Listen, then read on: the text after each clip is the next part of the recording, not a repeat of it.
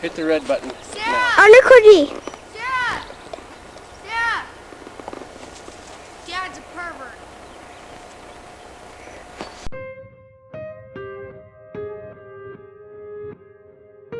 Hai dan Assalamualaikum. Hari ini aku nak bercerita tentang satu kes kehilangan yang melibatkan seorang remaja yang sehingga hari ini masih tidak dijumpai, dan suspek utama kes ini adalah dalam keluarganya sendiri. Alyssa Turney dilahirkan pada tahun 1984. Ketika dia berumur 3 tahun, ibunya berkahwin dengan ayah angkatnya, Michael Turney. Mereka berdua sebelum berkahwin sudah pun mempunyai anak masing-masing. Ibu Alyssa mempunyai 2 orang anak, seorang lelaki dan seorang lagi adalah Alyssa. Michael pula mempunyai 3 orang anak lelaki sebelum bertemu dengan ibu Alyssa, dan hasil perkahwinan mereka berdua lahirlah seorang adik perempuan kepada Alyssa, iaitu Sarah Turney.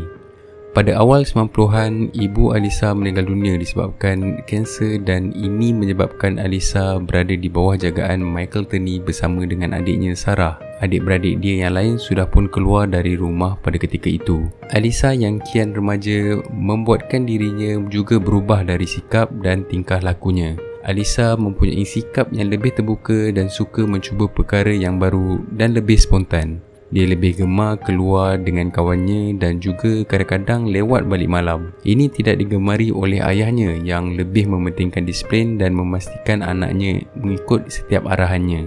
Alyssa juga dikatakan mula menghisap rokok dan mengambil ganja di belakang ayahnya itu, dan tindakan itu membuatkan ayahnya lebih tegas dan memerhatikan setiap tingkah laku Alyssa ketika berada di dalam dan di luar rumah. Pada 17 Mei 2001, hari terakhir sekolah untuk tahun itu, dan seperti hari-hari biasa, Michael akan menghantar Alyssa ke sekolah pada waktu pagi, kemudian menjemputnya pada waktu makan tengah hari untuk pergi makan bersama-sama. Ketika itu, mereka ada perbalahan tentang Alyssa yang inginkan kebebasan dan tidak mahu mengikut setiap arahan daripada ayahnya itu, dan pergaduhan itu berlanjutan sehinggalah mereka sampai ke rumah. Michael kemudiannya keluar balik untuk menjemput Sarah daripada sekolah.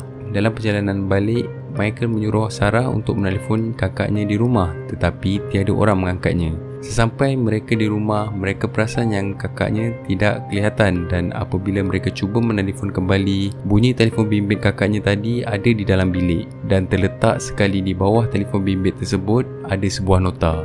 When you drop me off at school today, I decided that I really am going to California. Sarah, you said you didn't want me around. Look, you got it. I'm gone. That's why I saved my money. Dad, I took $300 from you. Pada hari tersebut juga, Michael terus membuat laporan kehilangan terhadap anaknya itu. Tetapi disebabkan nota tersebut, polis tidak mengambil berat tentang kehilangan itu kerana ianya lebih kepada anak melarikan diri daripada rumah. Ada beberapa perkara yang agak pelik atau tidak kena dengan Alyssa yang dikatakan melarikan diri. Antaranya, pertama, dia meninggalkan telefon bimbit dan juga barang-barang lain yang dianggap penting baginya. Kedua, dia juga tidak mengeluarkan duit daripada akaun banknya yang mempunyai jumlah sebanyak lebih daripada $1,000 Amerika. Ketiga, kelakuan ini tidak seperti Alyssa, dikatakan oleh abangnya sendiri, kawan-kawannya dan juga teman lelakinya. Mereka semua berasa agak aneh dengan tindak laku Alyssa yang tiba-tiba melarikan diri daripada rumah kerana mereka merasakan yang Alyssa bukanlah seseorang yang akan melakukan perkara sebegitu. Dalam keterangan yang diberikan Michael, dikatakan seminggu selepas kehilangan, Alyssa ada menelefon dia. What did she say? Well, the conversation was sort of scrambled. It was one way to a certain extent. I said, is this you, Alyssa? And said a few cuss words and stuff about leave me alone, and the phone went dead. 5 tahun kemudian barulah ada perkembangan terbaru bagi kes ini, apabila seorang lelaki bernama Thomas Heyman mengaku telah membunuh Alyssa Turney apabila memberitahu dengan teliti tentang apa yang terjadi pada hari kejadian. Walaupun begitu, setelah polis menyiasat dengan lebih mendalam, mereka dapati bahawa Thomas Heyman hanya inginkan populariti dengan mengatakan dia bertanggungjawab terhadap beberapa kes yang berprofil tinggi.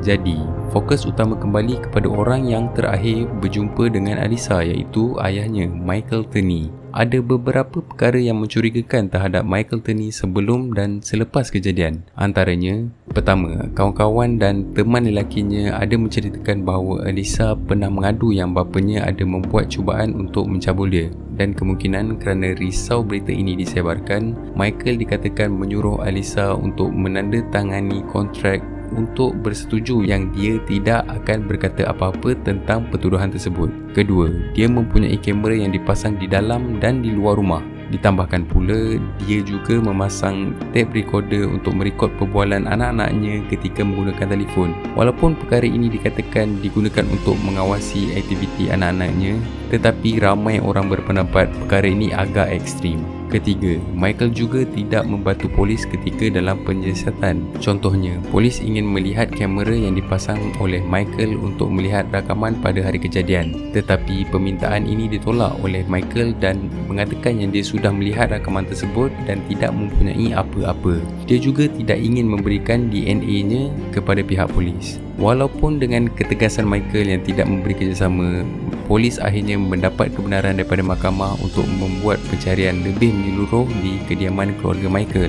Pada hari tersebut, polis mendapati Michael mempunyai 19 senjata api dan juga 26 bom pipe yang dibuatnya sendiri. Ditambahkan lagi, Michael juga mempunyai van yang penuh dengan tong gas yang dikatakan amat berbahaya kepada mereka sekeluarga dan juga jiran sekeliling mereka. Michael ditahan kerana memiliki senjata-senjata tersebut tanpa lesen. Seperkara lagi yang amat memelikkan apabila polis juga menjumpai lebih 90 halaman manifesto yang ditulis oleh Michael tentang kisah penculikan Alyssa. Di dalam cerita rekaan Michael tersebut, ada persatuan yang berdendam dengannya. Persatuan tersebut kemudian menculik dan membunuh Alyssa dan menanam mayat mangsa di California.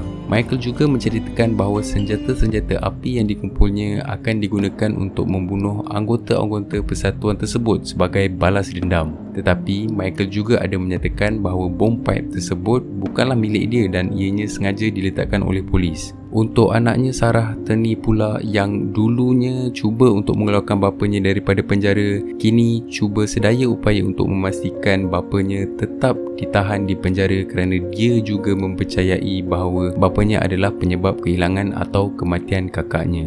Dan akhirnya pada 22 Ogos 2020, berita yang ditunggu-tunggu oleh Sarah dan semua yang mengharapkan ayahnya Michael Turney untuk disabitkan kesalahan mendapat berita gembira apabila polis mengesahkan yang Michael Turney akan disabitkan kesalahan terhadap kehilangan Alyssa Turney. Walaupun begitu, tiada maklumat lanjut tentang bukti apa yang digunakan oleh polis yang akhirnya menyabitkan Michael sebagai pesalah, tetapi polis ada memberitahu bahawa usaha yang dilakukan oleh Sarah untuk mengekalkan kes ini didengari oleh semua pihak adalah amat penting. Thank you so much for watching this. Jangan lupa like, share, komen dan subscribe channel ni, and see you in the next episode.